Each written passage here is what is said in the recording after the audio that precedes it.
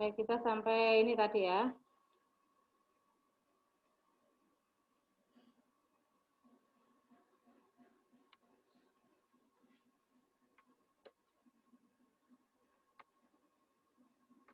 Ya. Jadi di sini bentar, keluar terus. Ya. Jadi kita lanjutkan, tinggal sedikit ya. Sayang nanti kalau tidak dilanjutkan. Ya, agak laptopnya juga agak lemot.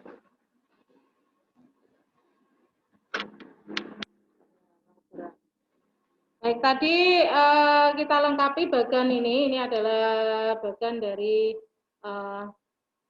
yang ada dalam tag tadi ya, tag pidato tadi. Konsepnya ada tema, ada pembicara, ada pendengar, dan sebentar. Ada tempatnya juga.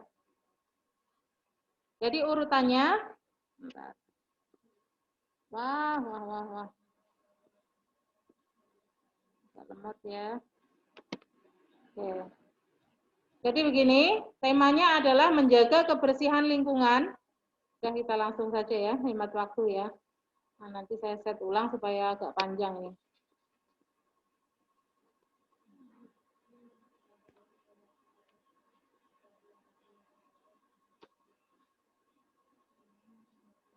Baik, kita lanjutkan. Di sini pembicaranya Pak Kepala Desa. Kemudian yang mendengar adalah warga desa bahagia.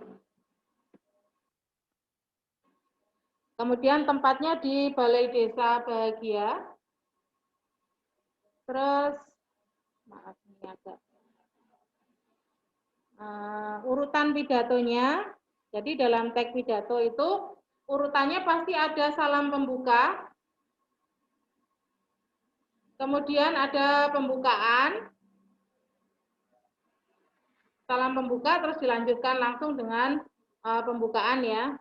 Yang terhormat tadi, dan saya kasihi seluruh warga desa bahagia tadi ya.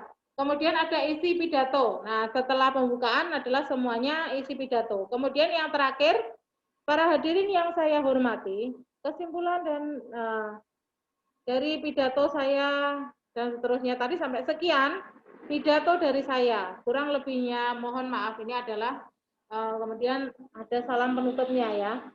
Biasanya assalamualaikum misalnya. Wassalamualaikum tutupnya. Nah, seperti itu. Jadi pidato yang baik itu susunannya, urutan pidatonya yang baik adalah yang pertama ada salam pembukaan. Harusnya atasnya tadi ada salamnya, ini belum ada salamnya ya. Kemudian pembukaan dilanjutkan dengan isi pidato yang ingin disampaikan dalam pidato itu apa. Kemudian salam penutup. Nah, baik, kita lanjutkan. Nanti bisa dicatat ya. Terakhir kita foto sama catatan ya.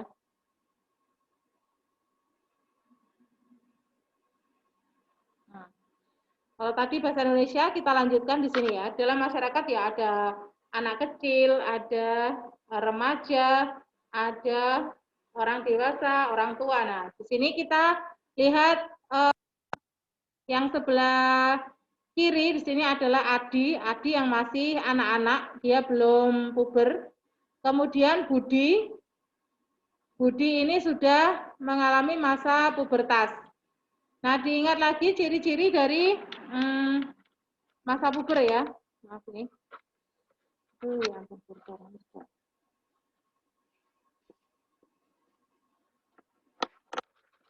Ciri dari masa puber, laptopnya agak minta adik ini.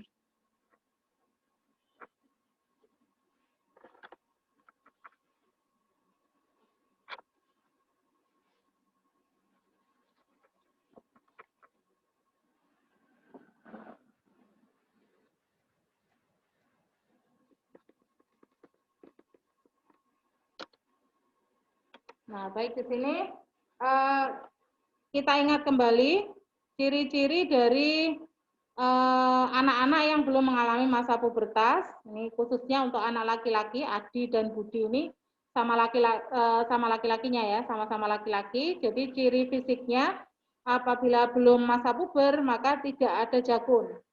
Kita lihat gambarnya itu tidak ada jakun. Kemudian belum tumbuh bulu di sekitar ketiak dan kemaluan. Kemudian yang ketiga, sesuai suara asli. Kenapa ini harus disampaikan? Karena biasanya ada gejolak di masa puber. Kalau tidak tahu nanti kalian malah berpikir yang tidak-tidak, kemudian ada yang stres juga ya.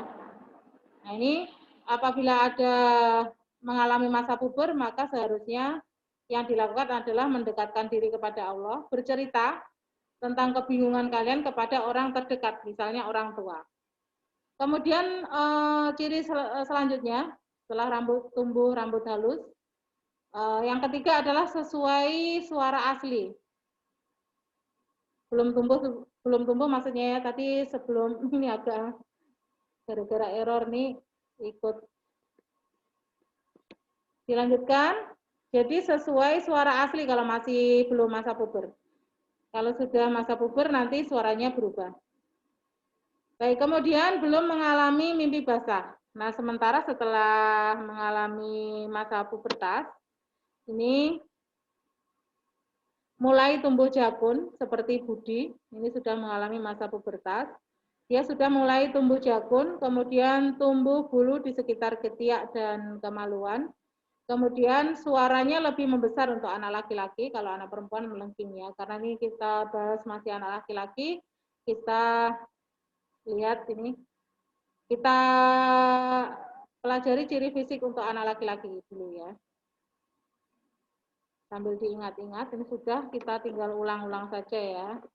Jadi suara lebih besar dan lebih berat biasanya daripada sebelumnya. Kemudian ciri yang menonjol ini biasanya mengalami mimpi basah. Nanti tanya kepada kakaknya yang sudah puber atau orang tuanya ya, mimpi basah itu seperti apa. Kalau yang sudah mengalami pasti sudah mengerti mimpi basah seperti apa. Baik, menyingkat waktu kita lanjutkan saja.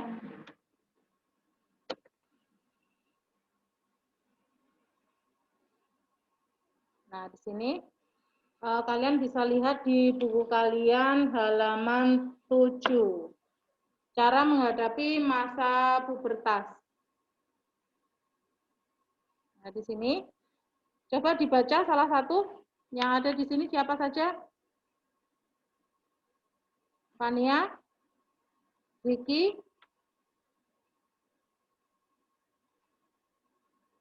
siapa yang masih ada di sini siapa?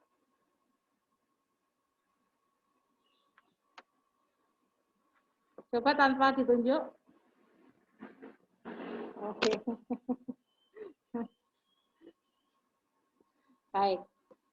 Nanti yang telat ngikut di ini saja ya, di YouTube ya. Baik, dalam menghadapi masa puber ini bisa dilakukan beberapa hal seperti yang ada di dalam teks ini ya. Jadi dalam perkembangannya anak-anak ini akan mengalami masa puber yaitu perubahan pada tubuh mereka. Nah, perubahan ini terjadi selama beberapa tahun. Ini merupakan tahap perkembangan remaja. Yang semua remaja pasti akan mengalami ya. Kemudian perubahannya terjadi pada anak laki-laki maupun perempuan, tetapi waktunya berbeda. Nah, pada beberapa anak perubahannya dapat terjadi dalam 2 tahun atau dapat memakan waktu yang lebih lama dari itu. Umumnya ini mereka mulai antara usia 8 sampai dengan 13 tahun pada anak perempuan. Jadi anak perempuan sudah mengalami masa puber lebih dahulu, kemudian baru anak laki-laki itu usianya 10 sampai 15 tahun baru memasuki masa puber. Kemudian pubertas dimulai ketika jumlah ekstrazat kimia yang disebut dengan hormon ini mulai diproduksi dalam tubuh. Nah, hormon-hormon ini yang menjadi pemandu atau pemicu atau memandu perubahan yang terjadi dalam tubuh, serta menyebabkan perubahan fisik. Jadi hormon ini juga mempengaruhi perubahan emosi. Berikutnya beberapa cara menghadapi masa pubertas. Yang pertama adalah cara menghadapi masa puber, itu harus mengetahui apa makna dari masa puber tersebut. Jadi semua orang pasti mengalami masa puber dan ini harus tahu arti masa puber apa supaya tidak terjadi kebingungan. Kemudian yang kedua, tanyakan kepada orang tua atau saudara yang lebih tua. Kita ulang terus ya, karena memang masa puber ini berjalan agak lama nanti sebelum kalian mencapai masa dewasa. Kemudian yang ketiga, selalu juga menjaga kebersihan tubuh, utamanya organ reproduksi ya, karena tempatnya tersembunyi, jadi harus dijaga dan dirawat. Kalau tidak nanti bisa timbul gatal, penyakit kulit dan lain sebagainya. Kemudian ulangi, selalu menjaga kebersihan tubuh karena masa puber ini membuat kelenjar keringat lebih aktif, jadi sudah mulai bau ya, bau tubuhnya sudah mulai bau. Kalau anak-anak kan belum, biasanya agak asam gitu saja ya. Tapi kalau masa puber biasanya sudah mulai keringatnya mulai bau dan dapat menyebabkan berbagai macam gangguan kulit. Kemudian kulit juga mengalami perubahan yang dipengaruhi oleh perubahan hormonal seperti jerawat. Ya, karena kalau kurang dijaga nanti hormonnya berlebih akhirnya timbul jerawat, kemudian ada efek juga kulit kering. Jadi yang harus dilakukan apa? Mencuci wajah. Kalau kita umat Islam ya cuci wajahnya setiap wudhu bisa mandi, harus membersihkan diri ya. Kemudian cara menghadapi masa pubertas ini sangat memerlukan pengawasan orang tua. Jadi itu yang bisa kita pelajari hari ini ya. Ini waktunya sudah terlalu banyak tadi ya. Sebenarnya ini tadi sudah di setting agak lama tapi nggak tahu juga sudah tidak bisa dengan pakai cara yang itu ya. Jadi harus keluar ini tadi. Ya sudah tidak apa-apa, nanti kita belajar lagi, harus adaptasi lagi, sudah lama nggak zoom, begitu zoom ini nggak bingung lagi juga ya. Nah baik, saya kira sekian saja ya untuk pembelajaran kita kali ini. Jadi ini sudah pernah kita buat yang posternya, tidak perlu.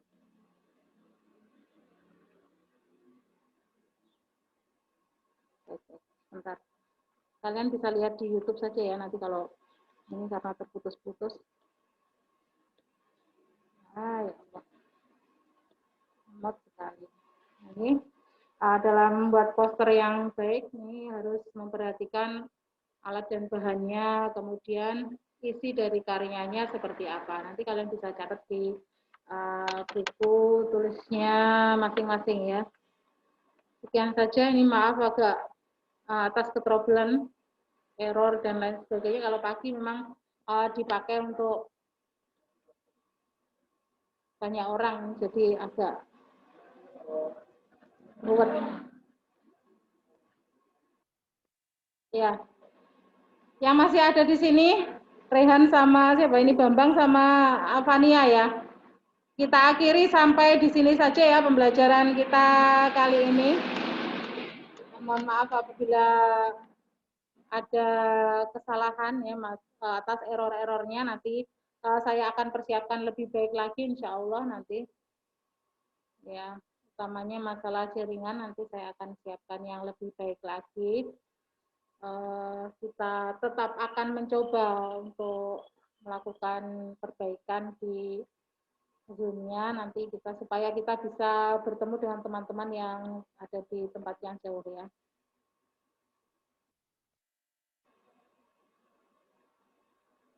Baik.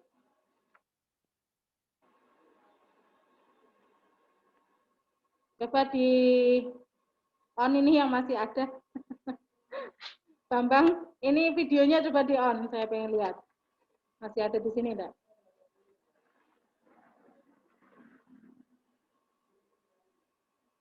Videonya bisa di on. Oh ya, nanti kita perbaiki lagi Zoom supaya kita bisa ketemu Fania meskipun berada di tempat yang jauh ya Fania.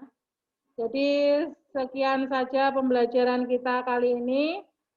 Mungkin nanti kalau ada yang mau ditanyakan bisa ditanyakan di grup WA atau mau wapri dengan Bu ini boleh. Sekian saja, kita tutup dengan doa. Persiapan berdoa mulai. Selesai. Minta maaf ya kalau ada errornya hari ini. Sekian, wassalamualaikum warahmatullahi wabarakatuh.